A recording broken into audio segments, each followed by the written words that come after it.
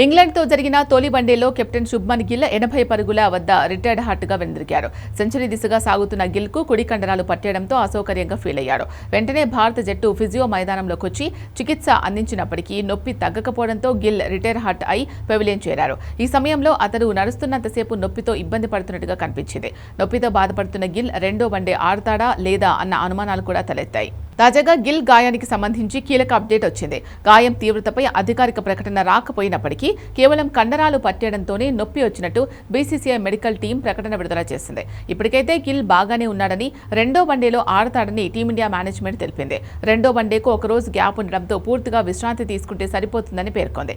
గిల్ కూడా తన గాయంపై స్పందించాడు. తాను బాగానే ఉన్నానని, కండరాల నొప్పితో కాస్త బాధపడినట్లు చెప్పాడు. ఒకరోజు విశ్రాంతి తీసుకుంటే సరిపోతుంది అన్న గిల్ రెండో వన్డేకు ఫిట్గానే ఉంటారని చెప్పుకొచ్చాడు.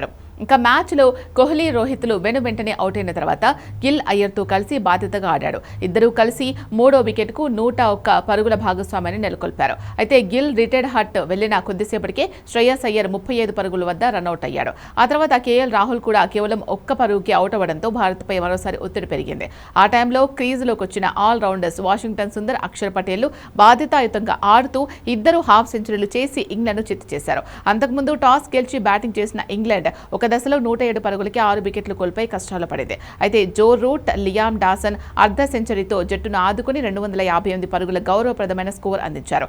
భారత బౌలర్లలో అక్షర్ పటేల్ 4 వికెట్లతో రాణించి ఇంగ్లాండ్ భారీ స్కోర్ చేయకుండా అడ్డుకున్నాడు.